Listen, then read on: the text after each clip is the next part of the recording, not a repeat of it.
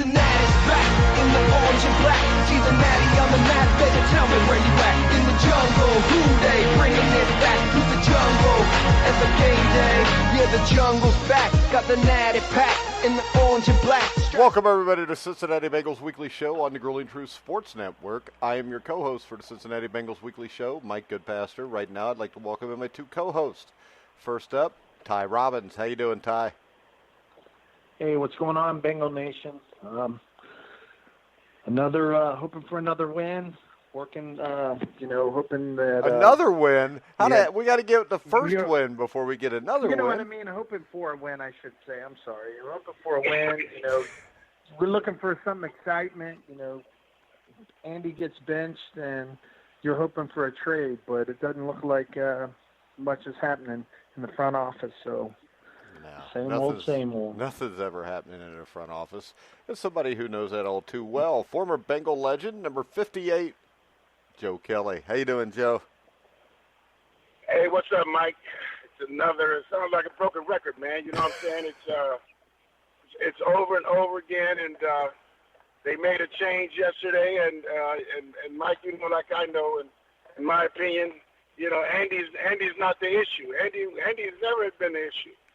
You're going to put this kid out there, and you pretty much have the bad news bears blocking for him, man. In my opinion, this is the worst offensive line probably in the NFL history. They're that bad. But this is, in my opinion, Mike, it's a PR stunt. In most cases, quarterbacks take too much of the when you win. They give them all the glory, and when you lose, they got to, that's part of the position. But I think it's a lot more than replacing the quarterback. I think they're trying to do something to sell some tickets for next home game, and it was another rough game to watch in the stands. And Mike, I know I called you. I don't know. I think I was frustrated by the second series. I was calling you already, man. So, another Sunday, another loss, man. Yeah, Joe even calls me from London. It gets so disgusting. Did you ever think about when you were in London just doing something other than going to the game? I had so many different emotions in there, man. And you're looking at the play calling. You're looking at what they're trying to do defensively. Not Preston Brown didn't play that much at all. A lot of calls they were making, in my opinion, we always talk just by alignment. By alignment, they were already beat. Certain defenses. I'm still trying to figure out what this guy is trying to do. What's his philosophy? And I don't even think those guys really know what their philosophy is. They don't have an ID as a unit, defensive unit. They don't have an ID as a team, man. So it's frustrating because what you're gonna do? We're gonna show up next, the next home game, and hopefully, there's gonna be a lot of people who think Andy's a problem. And unfortunately, Finley better wear some track shoes, man, as opposed to some football cleats. Yeah, and the thing that is the most disconcerting about everything that happened yesterday is not the fact that they benched him. They're 0-8, whatever. The thing that really bothers me is the fact you got a man who's been here 9 years, who's done a lot for the city, has taken the Bengals to the playoffs 5 times, Ty, and they wait until 2 or 3 hours before the trade deadline, which gives him no chance of getting the hell out of here. And if they're not going to start him, why wouldn't they try to get something for him? I don't understand that. It's really not fair to Andy. I thought the Bears wanted him. There's a couple other teams that wanted him. I have to agree with Joe. I don't care if you have Joe Montana back there. This is the worst line that I've seen in a long time. You can see that by the rushing stats.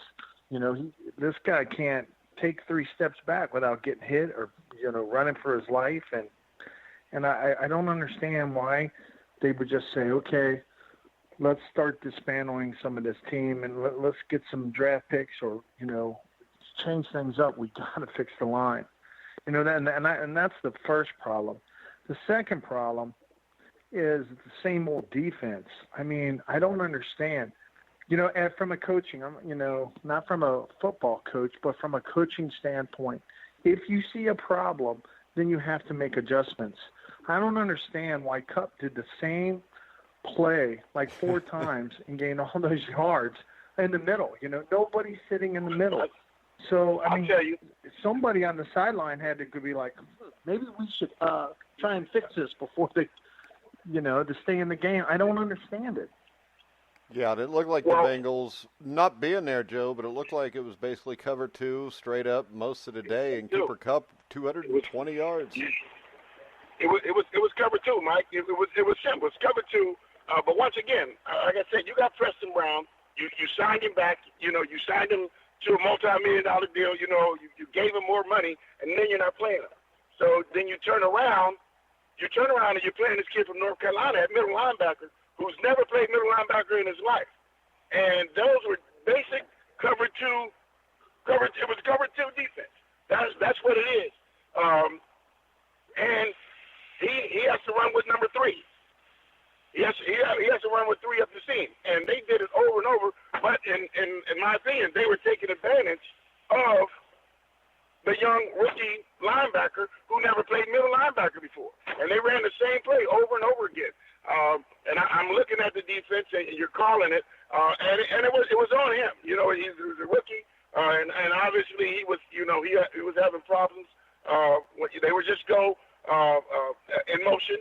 A veteran linebacker, in my opinion, could figure out, even though Kupp may have lined up at 1, he may have motioned to 2, and then became 3, or if he lined up at 3, you still run with 3 up the seam. When you have coaching changes, coaching staff, coaches want their players.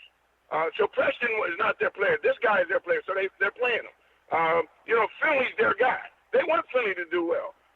But when we go back to talking about the trade deadline, you put yourself in a situation where A.J. Green, unless you franchise him, can go wherever he wants, and you get nothing. We could afford to, hey, Washington Redskins, we'll give you a first-round pick for Trent Williams, because you struck out the last 3-4 years in a row. But here you have a proven guy. Here, we'll give you a first-round pick, and throw in Tyler Eifert, because you haven't used Tyler. You used him a little bit last week. But when you look at the Bengals organization as a whole, you have to understand, Mike is not going to make trades. One of the GMs, I don't know exactly what team he's from, but he was quoted in ESPN saying, how frustrated everybody in the league are with the Bengals, knowing that talking to them is like talking to a brick wall. So if you decided that we're gonna make a change, we're gonna rebuild, because that's what you're saying with Andy, because now you're making Andy the scapegoat. Well, you had a lot more other things that you could have done other than benching Andy. And you could have started with a couple of those guys on the offensive line. You couldn't find anybody to play any worse. Mike, you couldn't find anybody to play any worse than they are. So, it's frustrating, but, we as the fans, that's what we have to deal with.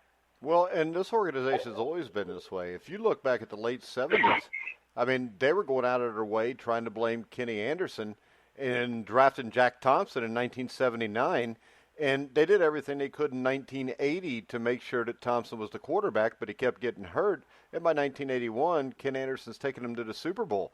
So this is an organization that's been ass backwards since day one, whether it was Paul Brown or Mike Brown running it.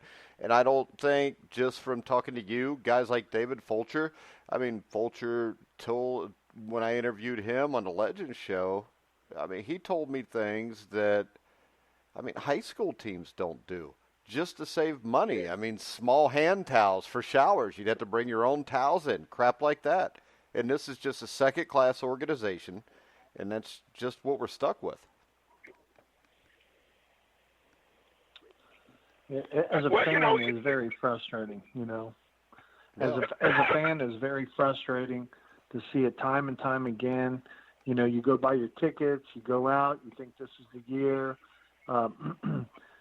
It's either coaching or players, or, you know, but it comes down to ownership. You know, what you're doing, if it's not working, you have to change it. You have to change something. Last week we talked about scouts, and we talked about, you know, Mike talked about how many Pittsburgh had and how many Cleveland had versus how many we have.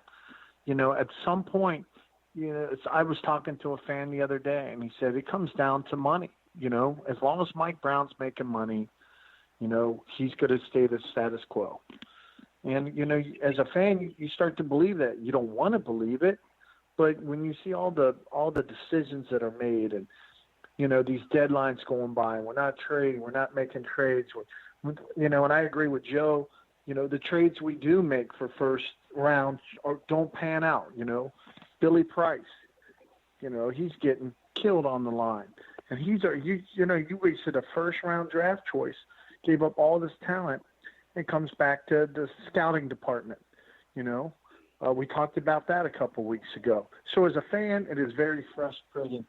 I want to be a Bengal fan. I'm like Joe. I would love to go to another city or another country and follow them. But, you know, it's hard just to go to the stadium now when they put that kind of product out on the field. Yeah. Yeah.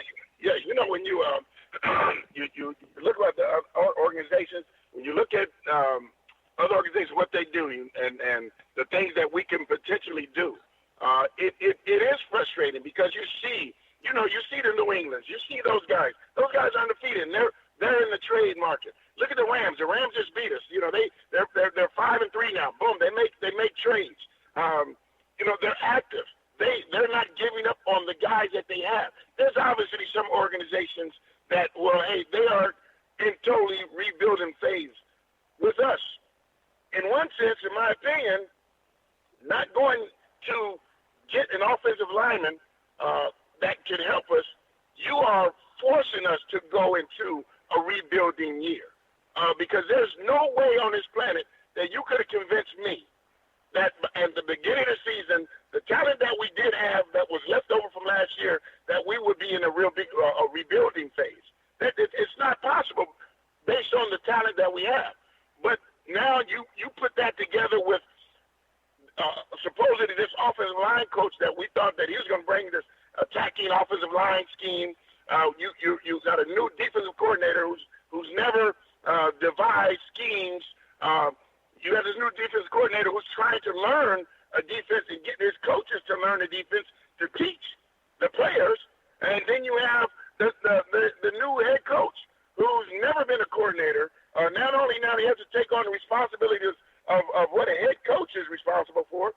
Now you're devising the schemes and the plays. And here you can see the discombobulation. You can see, you know, all that. As a fan, but as a coach, as a player, you can look on the field and see that things are not right. Basically, you're talking about cut 200 yards. This guy ran 3 up the seam all day. There was nothing fancy. It wasn't San Francisco misdirection. You know, it was simple. And we had, like I said, we didn't make an adjustment. It was like we had never played cover 2 in practice ever. How about this, Joe? Joe, real quick, here's a couple quotes from guys that have played against the Bengals defense in the last couple weeks. And that would be Yannick Ngakoue, whatever the hell his name is, for the Jaguars, said it was obvious what the Bengals offense would do based on personnel. And then Cooper Kupp told reporters that it was easy because what was on film is what the Bengals did. He said the Bengals played what they've shown all year long. They don't make any adjustments, and we were able to basically go in with a game plan, not adjust for anything, and just run the same thing over and over again. And that is a crying shame at this level of football. You know, I can tell you, Mike, me, you, and Ty, I guarantee you we can go devise a defensive game plan, and damn it if we're not going to be a little more competitive. You know, it is no way, you know, and I mean, Are we as fans, Mike, Ty, are we expecting too much? Did we expect too much for this guy? Because, here, based off their resume, there's no way that any of us really, honestly, if we weren't thinking with our hearts, would have thought that this thing would have been any different. These guys are guys that were hired for a job that they were totally not qualified for. So when we now, as we're on 8 and we take a step back and we can look at, okay, who's running this Fortune 500 company? A guy who was working at Taco Bell as the, he was cutting up the tomatoes. He wasn't even, in operations. So, I think I expected a lot more, but based on knowledge of the game and based on the background that these guys have, we're getting what we paid for. Yep. And I think it goes back to the fact that it took months to find somebody that was willing to be the defensive coordinator. Yes. Yeah. It's because there's no way there's not. You think of all the defensive coordinators that are defensive coaches that are not in football, or they may be coaching linebackers. I mean, Jim Haslett, Jack Del Rio, he's out there. Yeah, but Del Rio turned it down, if you remember. Did he? Yeah. Haslett was on your staff.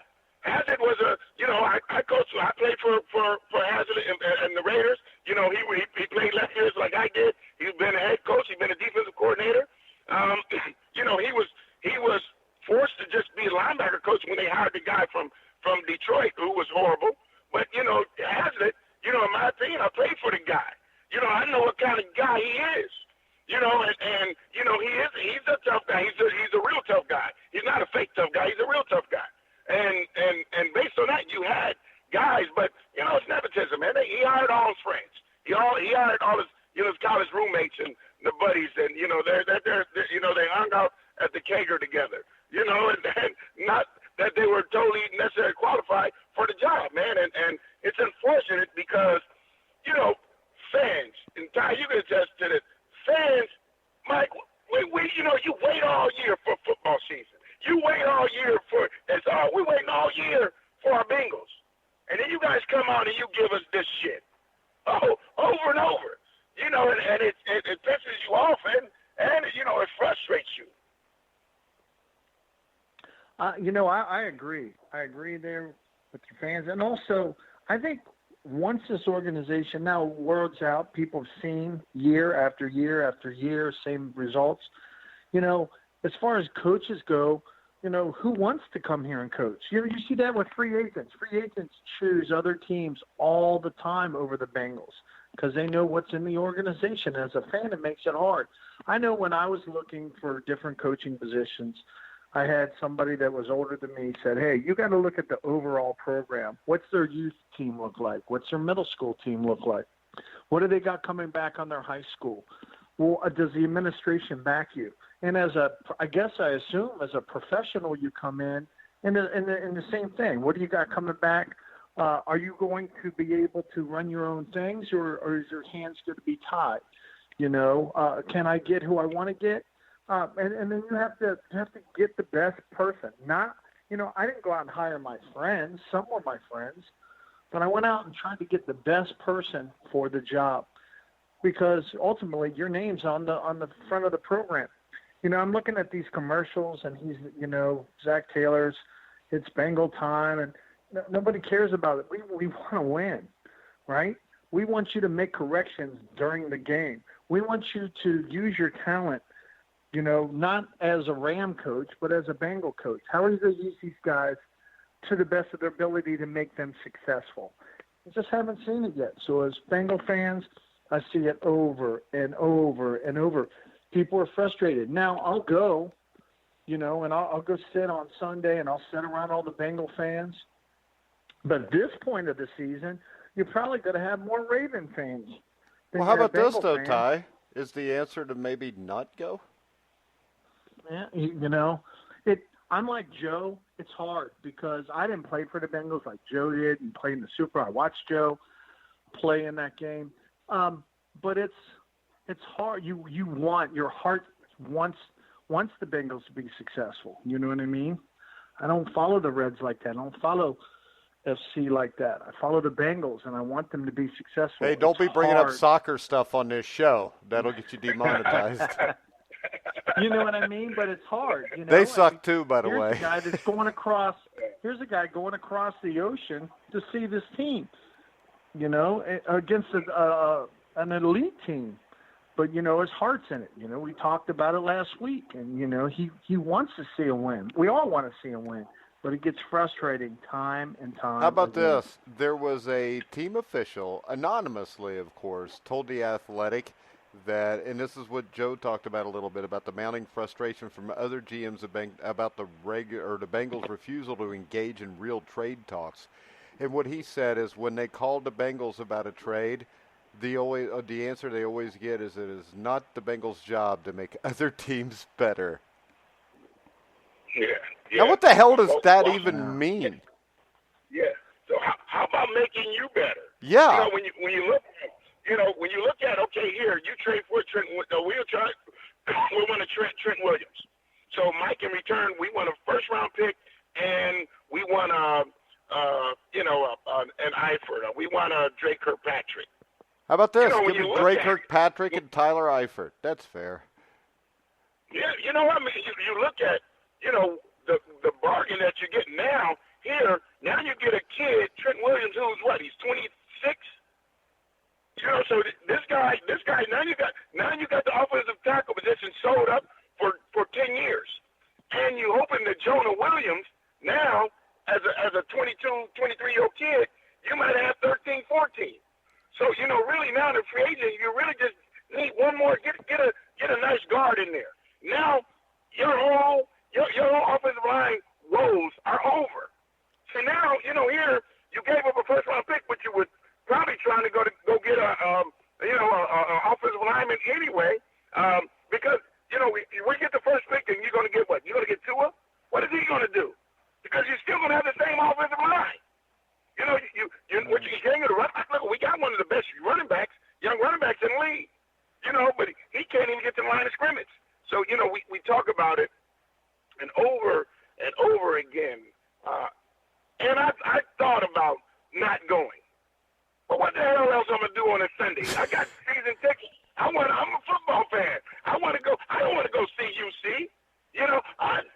Where I'm gonna go. I want to go to the game. So Mike, I did. There's a concession here. I am not gonna tailgate. Okay, I'm not gonna tailgate until we win. But you still. What are you gonna do? It's you live in Cincinnati. You're a Bengals fan, even if you're a Red fan, but it's football season. You wanna root for those guys. You wanna pull for the home team. It's Baltimore. It's still Baltimore, and it's still Pittsburgh.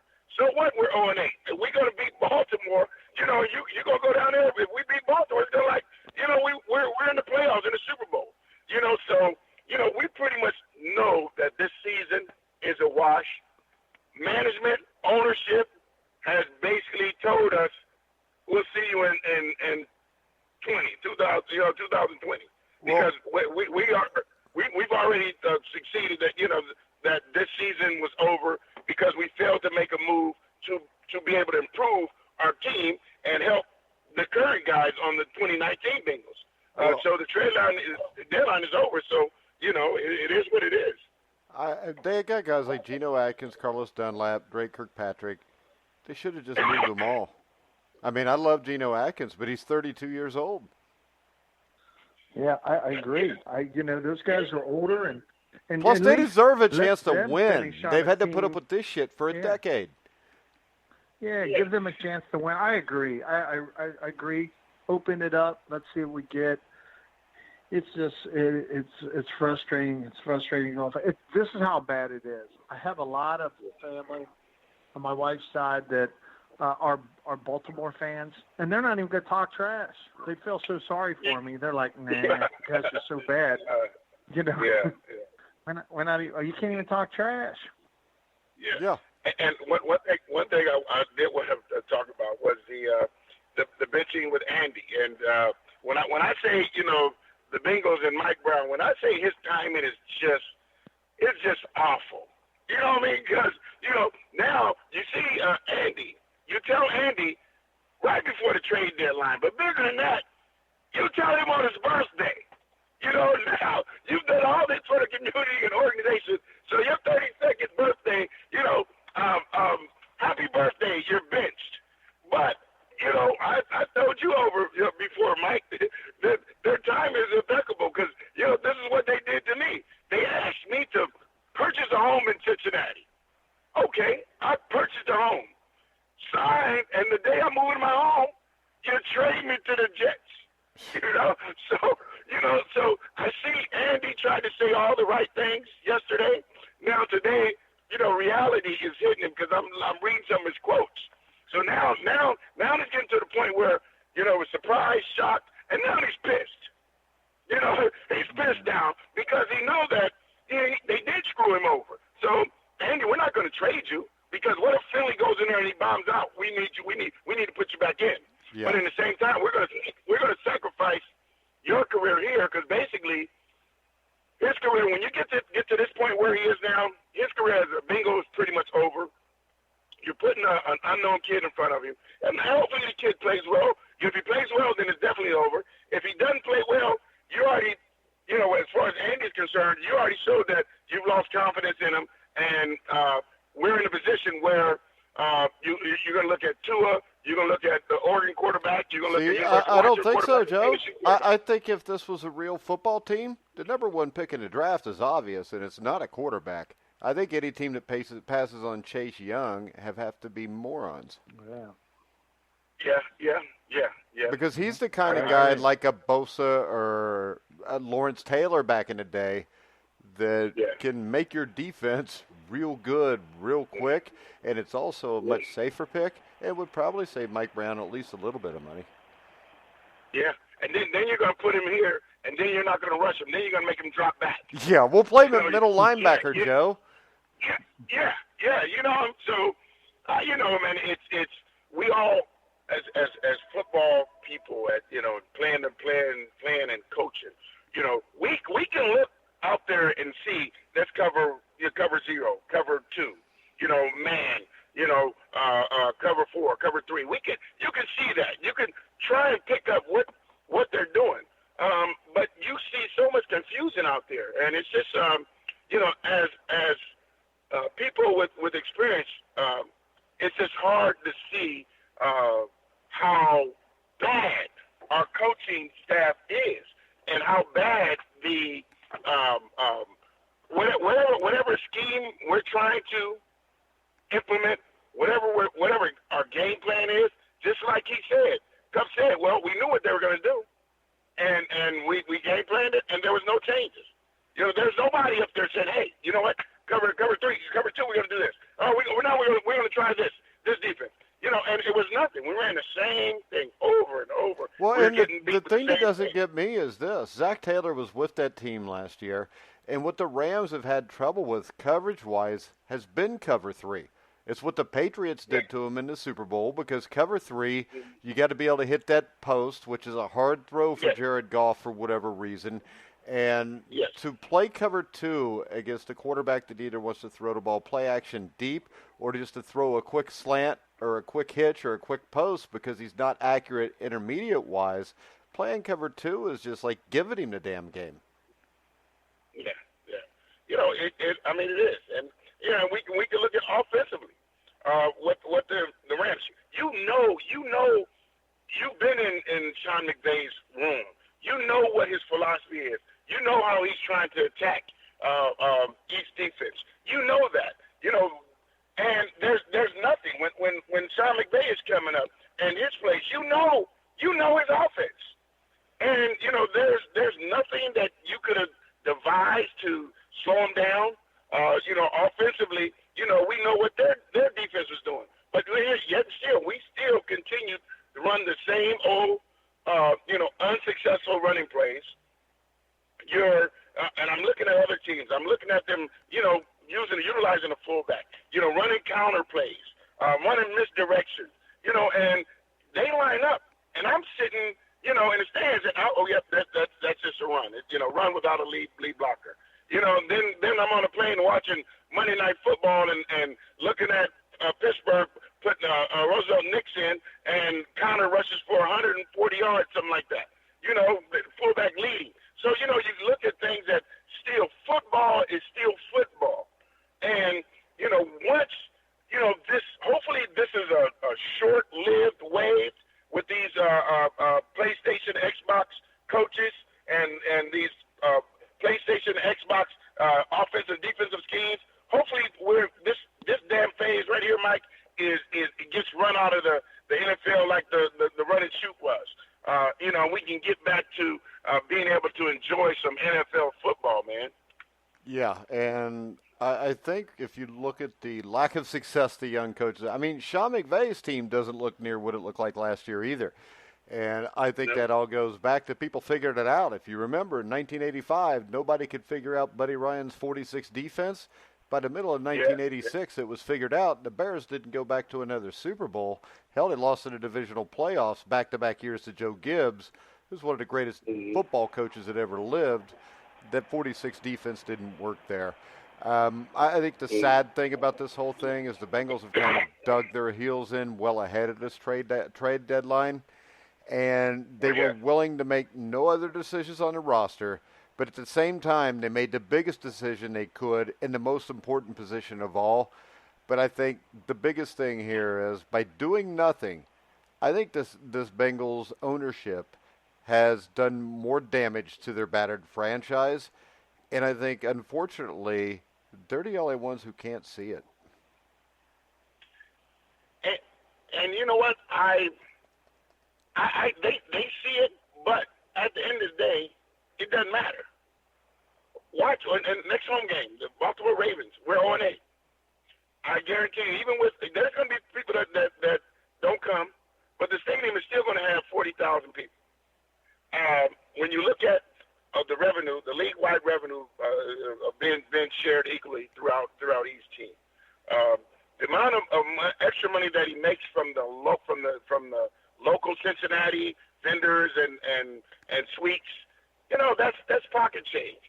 So that he's getting the bulk of his money.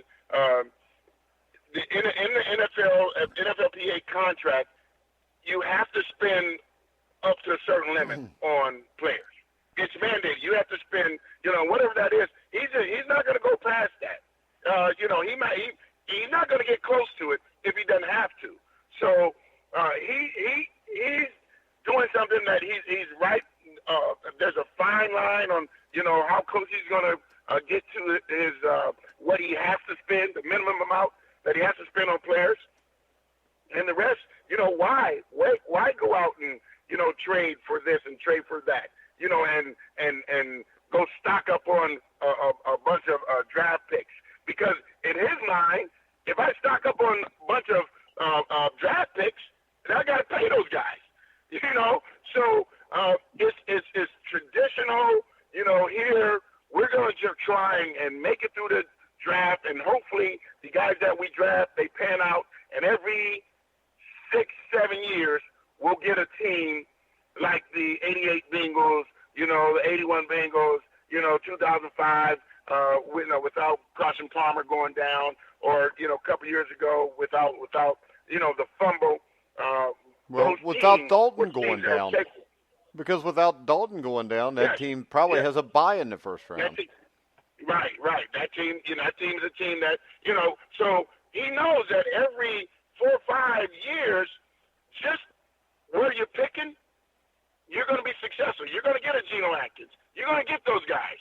You're going to get a Andy Dalton in the second round. You'll get an AJ. You're going to get those guys, and hopefully these other guys can work out. And through the chemistry, hopefully every 4 or 5 years it works. Then you get the Bengal base, the fan base, you get them back aroused and back into it, and hopefully you can have, a good run. Because when you look at Andy, and when Andy and AJ came in, people can say what they want. They had a great run. We didn't know we didn't win a playoff game.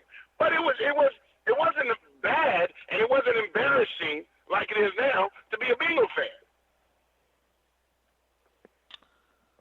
I agree. Well, I agree. I can tell you this, though. We still didn't win back then. We went to the playoffs. But if ownership would have drafted better, that wouldn't have stopped. I mean, it goes back to Cedric Igwehi, Jake Fisher, Billy Price. Those are 3 draft picks that when you're not signing free agents, you can't miss on draft picks, especially first and second round picks. And they missed on 3 linemen right there that would have turned into this. Because my guess is he didn't want to pay Zeitler, he didn't want to pay Whitworth because they just got Fisher and Igwehi. How'd that turn out? Is Jake Fisher still in the NFL? I don't think so. He was trying to be a tight end. That's right. A tight end, but I don't think he. And the Bengals drafted him as a second-round tackle. I thought Cedric Igwehi was one of the worst linemen I've seen play. You know, when I go down, and he went to Jacksonville and the Bengals made him look good. I was like, oh my goodness. Yeah. Well, you know what thought I mean? he was one of the worst you saw, but that's before you saw Bobby Hart in person, right? That's right. Yeah, before you see Bobby Hart. Yeah. All right, so guys, this week the Bengals will play the bye week. I'm picking the bye, 37-3. What do you think, Joe? I'm scared to buy. The bye going. It's going to be a blowout. It's going to be 50-0, brother. All right. I'm going with the bye. All right, Ty, do you like the bye or you like the Bengals? I mean, the bye has better ownership.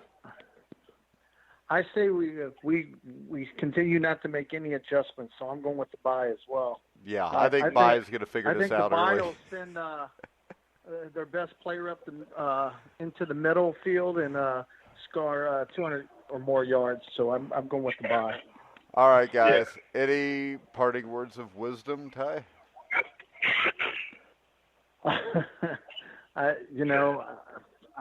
really don't have any. You know, I want the Bengals to try to figure it out. I don't think Ryan Finley, does any better because they have no, blocking. And I feel sorry for Joe Mixon because he is one of the most emotional players on the team.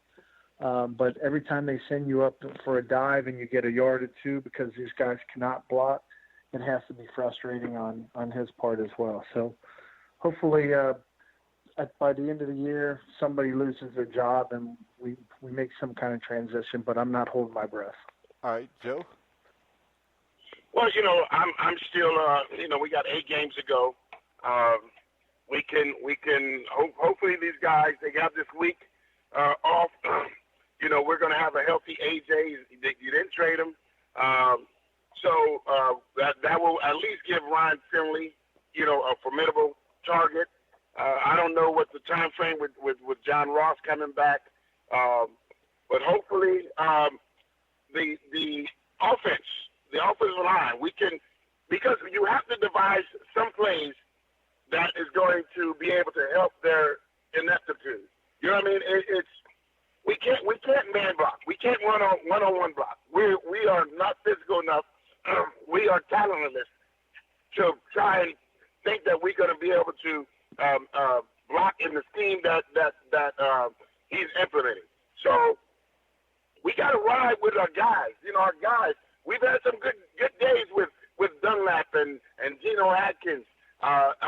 You look at we try to pick out some of the young players and what they're doing. I think our corners, our starting corners, both will be back. I don't know what the hell is going on with the other offensive tackle. They're just going to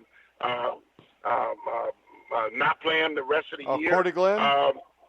Cordy Glenn. Well, see, this is the thing. All the Bengal fans rip on Cordy Glenn, but I think he's the only guy with any sense here. Go ahead, Joe.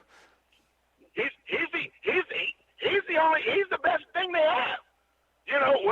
So my thing is, you imagine, okay, if he just says, okay, AJ Green is back, let me come back and let me kick ass this year, because at the end of the day, he's put himself in a position that he has to finish well, because not you left Buffalo with a bad taste and getting hurt. So you have this this reputation of being hurt and you're not playing.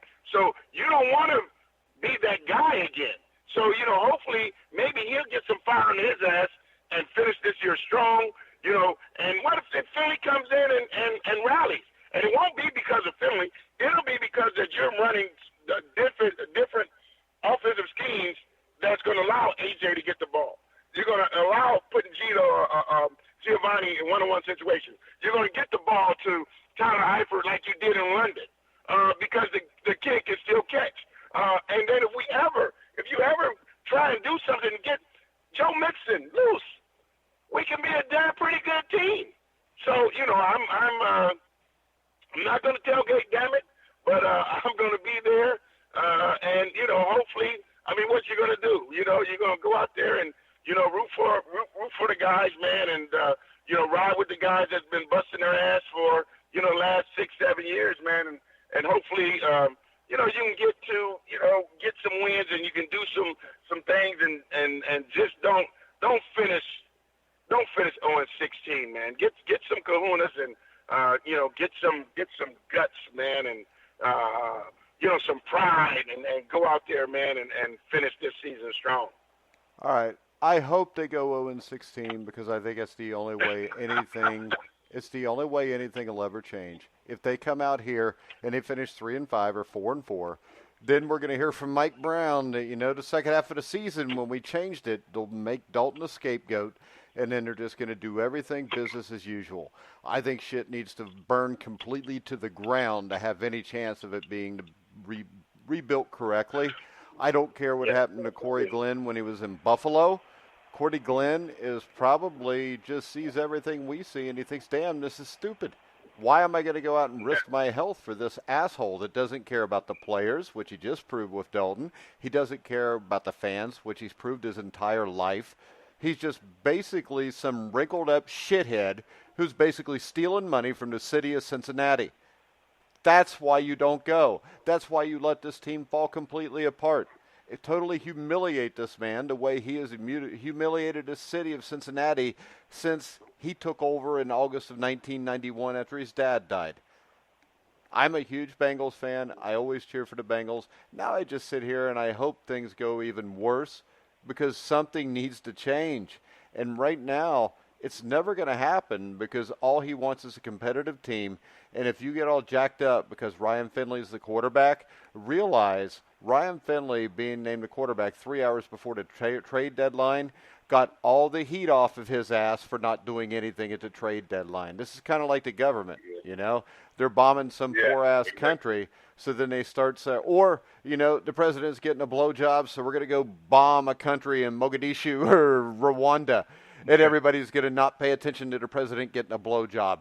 That's what's happening here. Not that I think Mike Brown could ever get a blowjob from anybody without paying for it, but that's the way I take this. If you're a Bengals fan, I'll go back to the same thing I said when they fired Marvin Lewis last year.